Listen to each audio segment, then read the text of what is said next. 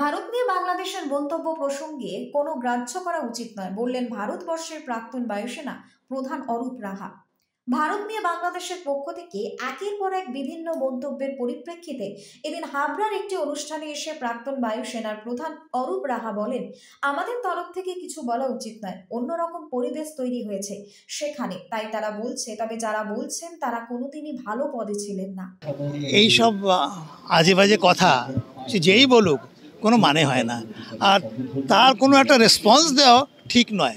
সেই জন্য তো আমি গ্রাহ্যই করিনি ওরকম একটা আজে বাজে কথা বলতে পারে। আমাদের তরফ থেকে এগুলো কিছু বলা উচিত না। উস্কানি আছে, কারণ অন্যরকম পরিবেশ তৈরি হয়েছে সেখানে, সেই হিসেবে ওরা ওরকম কথাবার্তা বলছে। আর যারা বলছে তারা কোনোদিন ভালো পদেও ছিল না, কোনো উচ্চ পদেও ছিল না, তারা খুব ইরেসপন্সিবল কথা বলছে। এর কোনো মানে হয় না, এর কোনো রেসপন্স দেওয়া উচিত নয় আমাদের। যারা ভালো পদে ছিলেন বা আছেন তারা কখনো এই ধরনের কথা বলছেন না, কারণ তারা বুদ্ধি রাখেন, তারা জানেন এই ধরনের মন্তব্যের কোনো মানেই হয় না।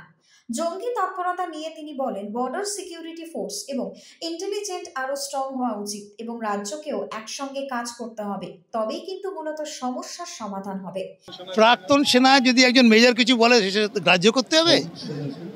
যারা সেনাবাহিনীর যারা বড় বড় অফিসাররা আছে এখন কিংবা আগে ছিল, তারা কিছু বলেছে? তারা বুদ্ধি রাখে, তারা জানে যে এইসব আজে বাজে কথা বলার কোনো মানে হয় না। ভারতবর্ষের বায়ুসেনার অনেক খামতি আছে, সেগুলো কিন্তু অবশ্যই পূরণ করতে হবে। যে ভারতবর্ষের বায়ুসেনার অনেক খামতি আছে, সেগুলোকে পূরণ করতে হবে। যেগুলো ডেফিসিয়েন্সি আছে সেগুলোকে মেকআপ করতে হবে, তার জন্য প্রচেষ্টা চলছে। ব্যুরো রিপোর্ট, নিউজ বঙ্গ টাইম।